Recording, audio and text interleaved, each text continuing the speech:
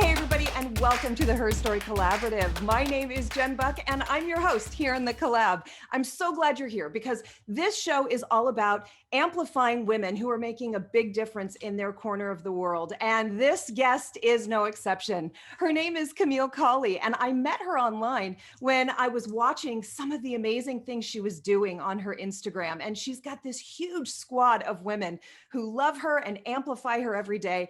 And I got a chance to actually interact with her on Clubhouse. And I was so impressed that I thought that I just had to have her here.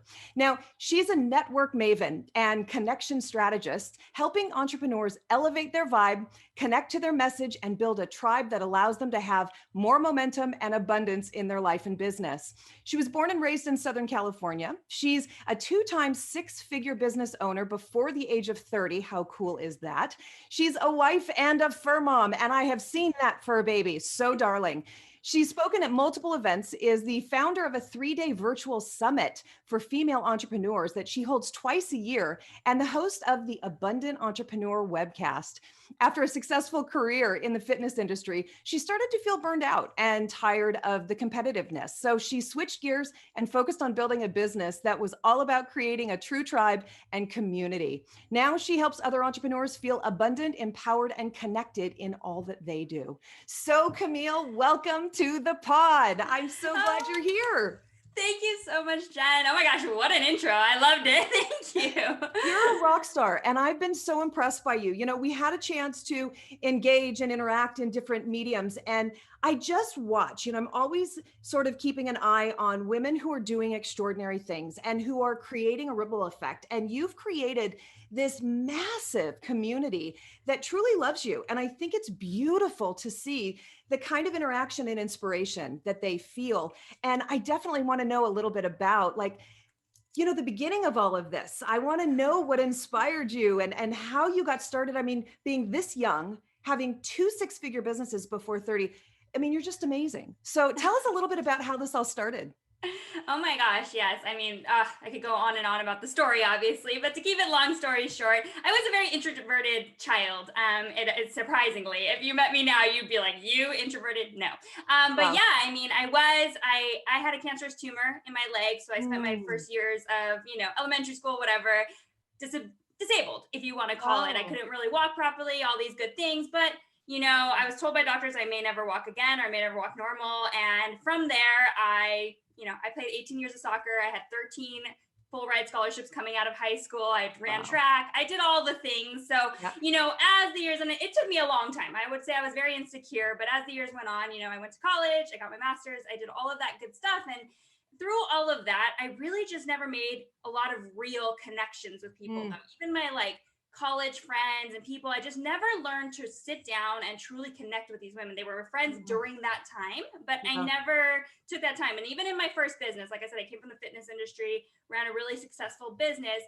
And from the outside, that business looked amazing, but I was dying. Slowly but surely, I was dying. And it took me until about a couple years ago when I went to a women's conference. And I did that right after selling my first business. I was like, I just need something. There's something missing.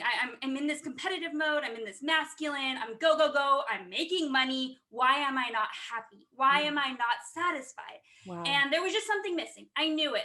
After all these years, I was in women's sports. I was, how did I not walk away with, no real friends and no real people to connect with? And that was when I went to a women's conference, and it just shifted for me. I just sat there and I said, I don't know what I'm going to do in this industry, but this is where I'm meant to be. And this is who I am meant to empower. And this is who I'm meant to be around. And it was just this strong force of female energy that I just, wow, it hit me. I don't even have words for it, because after that, I would go to events every month. It was the most amazing thing. But there was definitely a shift in me of, I need women. I need real connections. And I realized over a period of time that I didn't have a whole lot of self-love. I was very insecure, from previous past relationships, all that stuff, and there was a lot of lack of love for myself. And I think that's the reason I could never truly connect with women on a different level. So as I worked on that and worked on me and worked on my relationships, things really shifted. And that's where, even though I had a great business first, I wish I had done that then, because I might still have some of my fitness industry people here, but I didn't. Totally. So that's okay. I'm in the Yeah. coaching world, the mentoring world, the speaking world, and now I get to bring that here, which is absolutely amazing. Yes. And I love the hyper awareness. I think that there are a lot of women who go through their entire life and they can't figure out why they don't have that large squad, or let's just say powerful squad, regardless of size, right? Of women that they feel like are their rock, or their stability. And I think it's amazing that you were able to recognize that. And I too was very into, grew up in Southern California, grew up on sports teams and all of that. And I know that when you're so focused on, getting through high school as a star to get to the collegiate, big stage, it can be very all consuming, right? I did something similar and I understand that drive to only get to this space, but you realize you've forgotten the joy, the real joy and support and love, from the women that will stay and go on the journey with you. And I just think that's so impressive that you were able to identify that, because there are so many women who go through life. I deal with them right now in my coaching business that are saying at 50 years old, I don't have women friends. And that is a really long time to go without the magic of that squad, right? I mean, it's a long time. Absolutely. Yeah. Absolutely. And I feel like the maybe 25 years that I did it was a long time. So I can't even imagine going through life like that. Like Yeah. I hope that if anyone is listening, one person right now, please reach out to one of us and just Yes. find that place. We will help you find that self-love, because it'll change. It'll be such a shift in who you are once you are able to open up to that. Yeah. What did you do to kind of come to that center? Because that's a hard thing. If you've always been so outwardly focused on the goal, the achievement, the stats, how did you switch that focus to do the work on yourself? Because that's a real job. Yeah. Yes, it is. I would say, and I'm not going to say it was easy, and I deal with it every day. There's days that I compare myself to people and I'm like, I have to but it comes out a lot easier for me to switch back and get my mind into the right place because of the work I have done.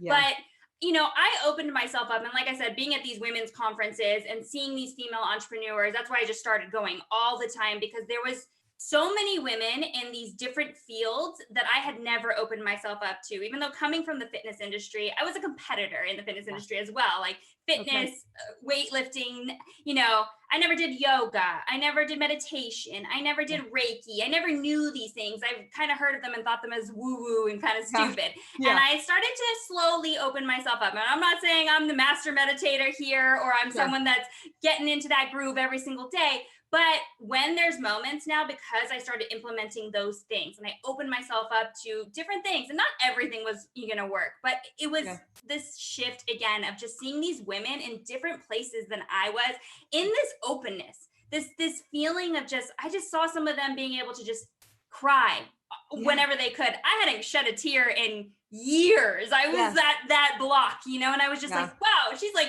it looks like she's crying on cue. It was just amazing to see that. And just know whatever she's doing, whether even if I get 10% of that and I'm able to open myself up to 10% of that, I'm going to try it. So I would ask these women, I would go to these conferences, I would ask them, what do you do?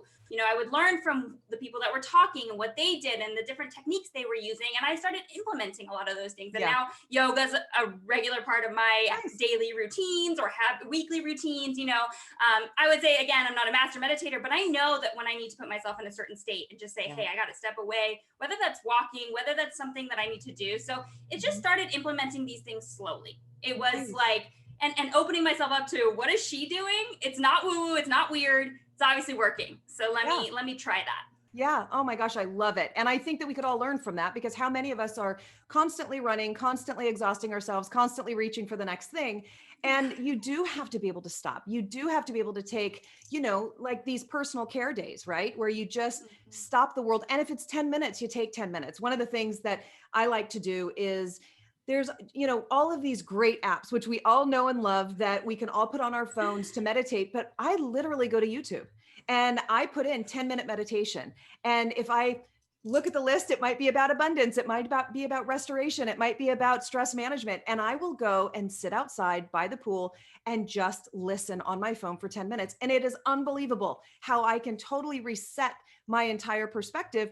And it's all about that self-love. It's all about taking care of myself, listening to that, sort of inner cry of you're overloaded or you're hitting the, breaking point and all of that. And it really is so important to listen to your body, Yeah, Yeah.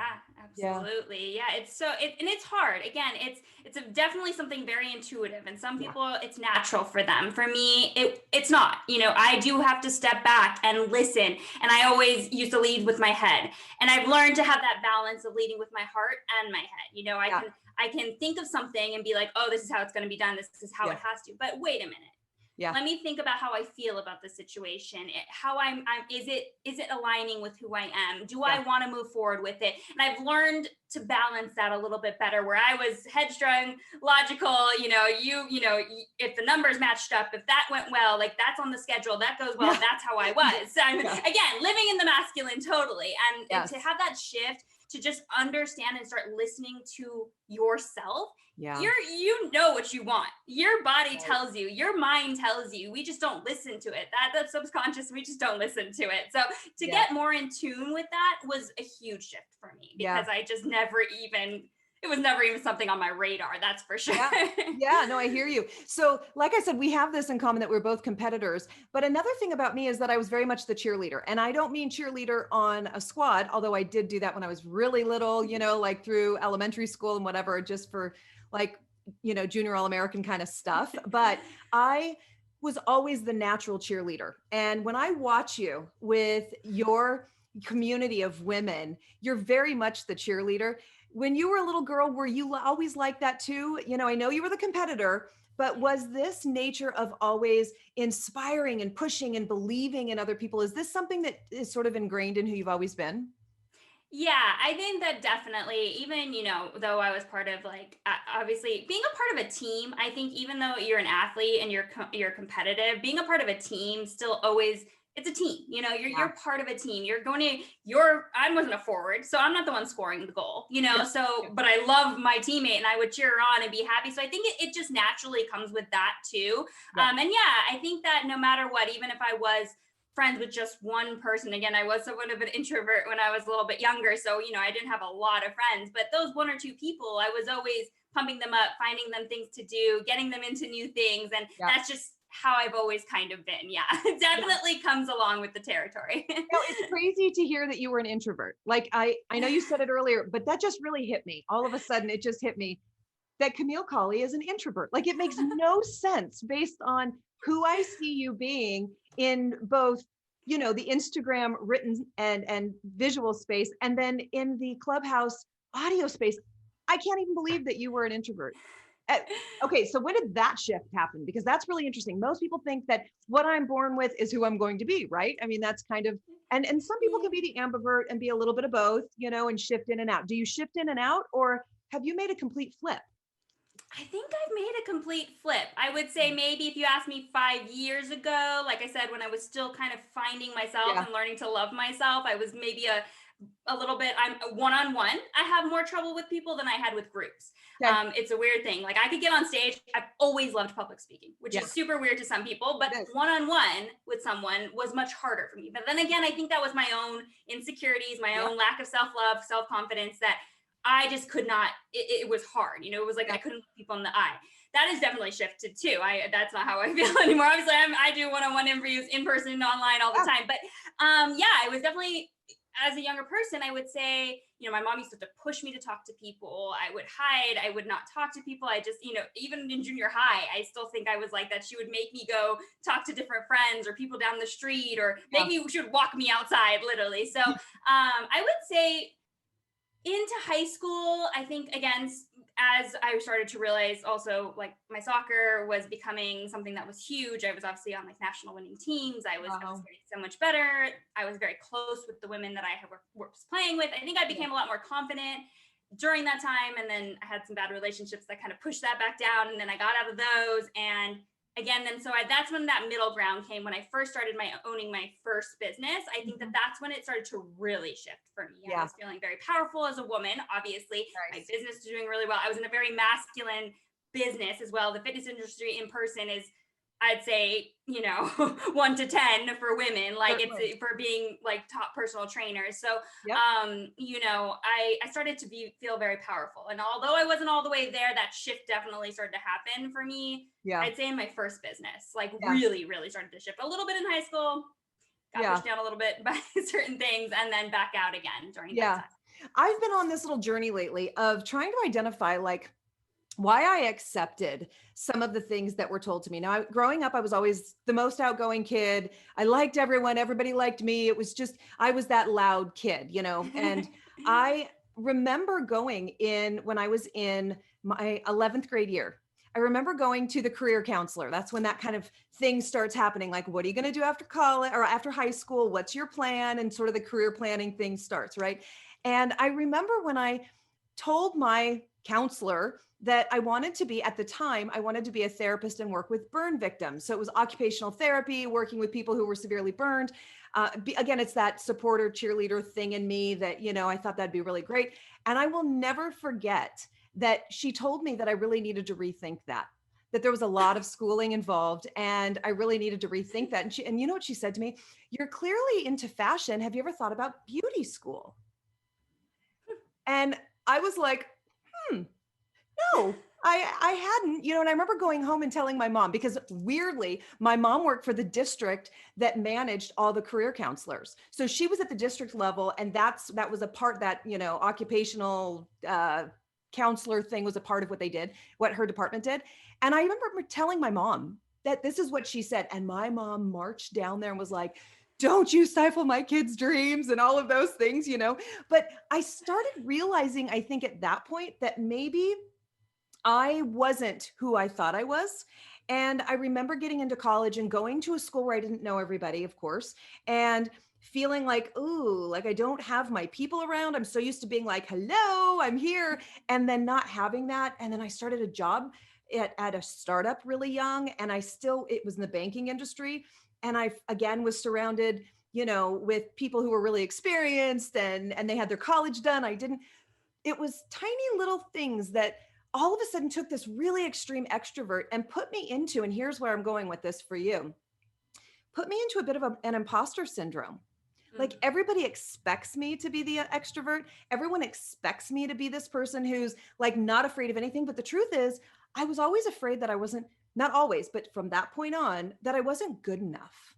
I wasn't as comfortable in my own skin as I was making it seem, or I wasn't as smart as I thought I was, or was, all of a sudden it was like one little seed from this counselor created this weird weed, that started to grow in me. And I'm starting to realize it now because I've always been an extrovert. But if you put me in a party where I know no one, if I'm there alone, and think about how many events I have to go to annually where I have to go to cocktail parties, they're a company and I show up by myself. I hate it. Yeah. I hate it. And it all of a sudden it like pops up that again, I'm not good enough. I'm not smart enough. I, have too big of an opinion of myself and I need to tamp it down, like all those weird things.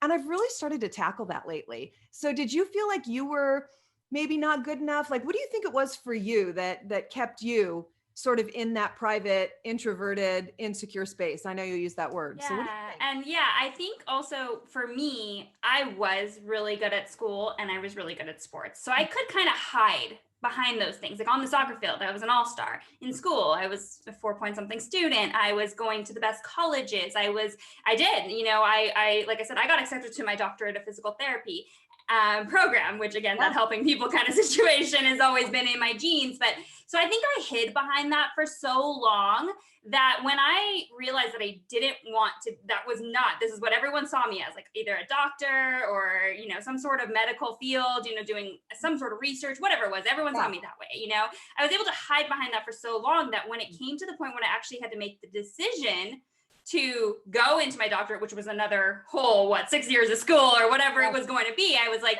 this is not what I want to do. It just hit me like literally like a ton of bricks. Like I was just like, oh my God, I just spent the last whatever. And I'm glad I have my degrees. I don't take that back at all. I'm happy to have them. Do I use them really? I don't know, maybe some of what I learned, but but that's okay.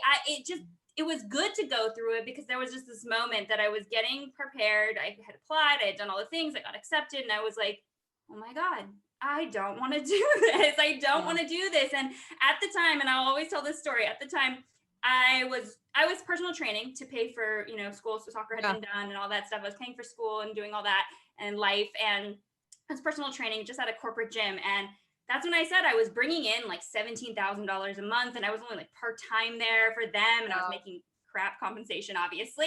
And I said, I can do this. And I took a credit card and $192. I was a college student. Okay. I didn't have a lot of money, and opened up like my first, like I rented out my first facility and went for it. And it was, yes, wasn't one of those crazy leaps, but like I said, like you said, it was these moments that hit up. And I think for me, I was kind of pushing them down for so long, where I was still in school, but I really was like, where am I going with this? Is this really what I want to do anymore?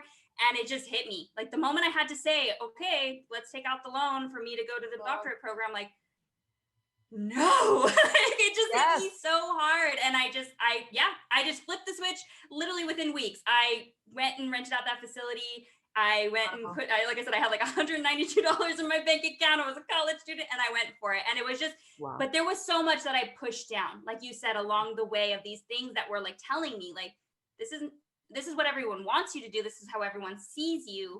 This is what you always were, but it's not what I wanted anymore. And that hits you hard. That hits you so hard. It like slaps you in the face, and then you're just like, oh my gosh. And that's the point where you have to make the decision of saying, all right, I'm either going to, and I always said to myself, like, if I need to, I can always go back. Like if 2 years from now, this business completely just kapunks and sucks and it does not work, I can go back. Like I've gotten accepted before. You have like a 5-year time frame or whatever. I can go back. That's what I thought. And you can always go back. Like you can always go back. That corporate building is always going to be there. This opportunity, this step that you can take, this regret that you may have, won't always be there. So take it and go for it. It's in you right now. Push forward and do it. That's how I feel. I totally love it. Yes. So you're just a lightning rod. I love it. You get me thinking and feeling, and your energy is so just popping. Love, love, love. I want you to tell those that are tuning in, when the going gets tough, two things I want from you here. One is, what do you do when things get difficult? Because they do. As an entrepreneur, it's difficult, right? It's hard to stay focused, or it's hard to, stay on a certain path. So one, what do you do to keep yourself motivated and moving forward when things get tough? And what would you say to those tuning in about what you would encourage them to do? Yeah, so there's a couple things. I always remember my why, and my why is, some of it is for me. I have to show myself. Like, I know a lot of people don't like to use that selfishness and say like, oh, I'm doing it for me, but I am, I am doing it for me. I want to prove to myself that I am able to do this, no matter how hard it gets. And also, my husband, he's been a huge support. He's sat through a lot of this with me and my little fur baby, obviously. And, your whys are always going to be a reason. Also, I take a step back and I reach out to some of the people, of course, having my support system. I have a biz partner. She lives in Australia. And sometimes when things are rough, I just reach out to her and I'm like, oh my God, I just feel like I'm a failure. Talk to me. Like we tell each other all the time, like we'll get on calls, Zoom calls for 15 minutes, even if it's just the 15 minutes we have, and just say, I feel like I failed this week. What do we do? Like, and it's just great to have that like-minded individual that understands what I'm going through. If a launch failed, I didn't get the speaking event, whatever, that person understands it. And we say it to each other. We message each other all the time when things are just feeling wrong, feeling off. And it's great to have that person. I love it. I love it. Yeah. Great advice. And I think that, again, having that squad, having that support that you need, knowing what your goal is, the end goal, the why is so massive, right? It is just, it's everything. And, this entrepreneurial journey isn't an easy one. It's fun, it's exciting, but it also comes with a lot of bumpy roads. And I think hearing someone like you who has now done this, you're on number 3, right, of your businesses. And I think it's a real testament to that, you just keep going and you just keep reminding yourself why you're here. And I absolutely love that. Yeah, absolutely. It's so important. You have to have that. If you don't have it, you're going to fall. It's going to be hard. Like you said, there's so many ups and downs. There's moments where I'm just like, I cannot do this. Like I suck. But the moment that one thing happens that is a positive, it's worth it all. Yep. It is worth it, whether it's one client, one speaking event, one person that told you changed their life, whether they're a client or not, that told, like Clubhouse rooms. When I get those messages of women saying, "Oh my gosh, you have no idea what you did for me today." Done. Yeah. Done. Worth it all. Worth it all. There it is. Every second of it. In a nutshell, it is all about helping others. And if you are the kind of entrepreneur that really makes that your goal, game over. Game over if you're truly pure in that respect. Yeah, you know what I mean? absolutely. So awesome. So, hey, I want to transition. So I've got some speed round questions and I love these because I can throw them at you really quickly and it gives us a chance to get to know you. So first question, are you ready? Yeah. If you have an hour to spend with your favorite woman from history on a park bench, who would that be for you? Oof. It would be between Princess Di and Lucille Ball. Oh my gosh, I love Lucy. Oh, she's a little comedy with a businesswoman. I mean, what can you get better than that? I love that answer. Oh my gosh, I've got stories around Lucy. Yes, love it. Okay, so are you a sweet person or a savory person when you're eating? Definitely sweet. Oh, Definitely got it. sweet. I'm a chocolate girl all the way. Okay, so let's just say you just won $780 million on the lottery. What's your first spend going to be? I'm going to be honest, a house by the beach. Oh, and then we'll do all the business investments. But, you know, I mean, a house is an investment anyway. So yes, definitely a house by the beach. Get me by the beach. And that is my muse right there. Awesome. Awesome. Which beach?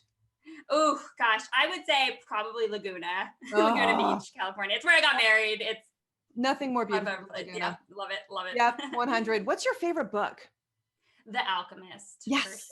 For sure. Good answer. And the Four Agreements, those are close in count of The Alchemist is definitely one. Speaking my language. Absolutely. What's the best advice you've ever been given? Oof. When you start to realize that you're not everyone's cup of tea, that's when you have a new level of self-love. Like that's when you start to realize that that's okay. I'm not meant for everyone, but I'm meant for those that are meant to be with me. Love it. Oh my gosh. The self-worth is just oozing from it. Love, love, love.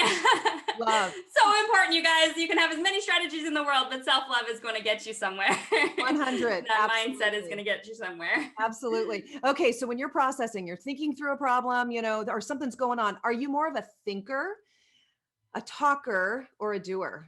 I'm going to say I'm a doer. We talked about the $192 in a credit card situation. That's true. That's true. I go for it. Like once it's in my mind, I'm going for it. That's how it is. Absolutely. I hear you. All right. Next question. Do you put pineapple on your pizza? I do. Yay! I am such a pineapple pizza girl. Pineapple pizza all the way. Yes.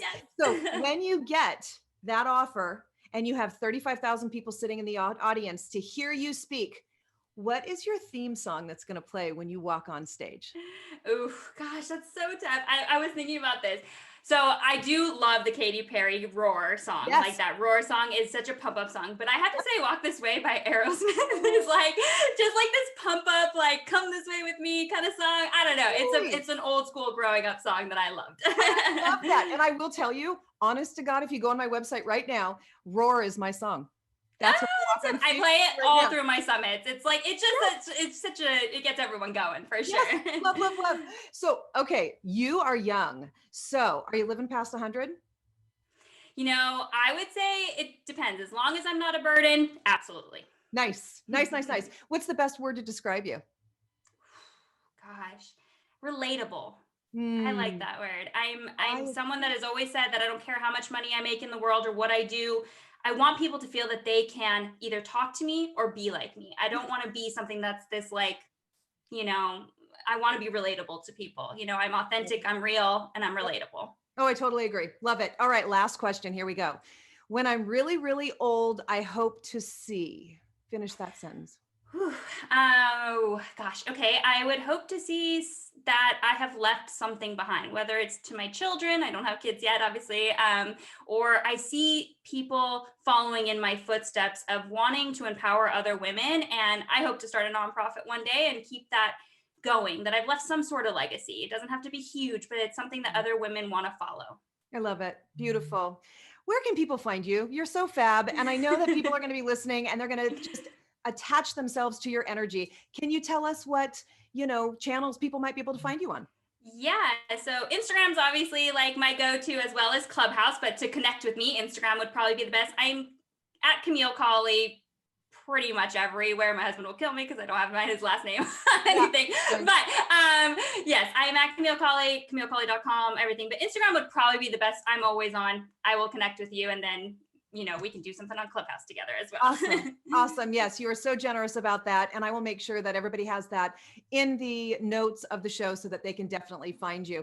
Before I let you go, I just want to do a little tip of the hat to our sponsor. Our sponsor this month, for the next 2.5 months, is 100 Angels. 100 Angels is a group that is committed to helping the underserved, and they provide medical care. They have water programs that they have going on around the world. They are an extraordinary group that makes sure that people are taken care of while they are struggling for whatever reason in life. They do everything they can to make sure that people are healthy and happy in their families. And so if you'd like to find 100 Angels, you can go to 100angels.org and get involved. They are doing magical things around the world.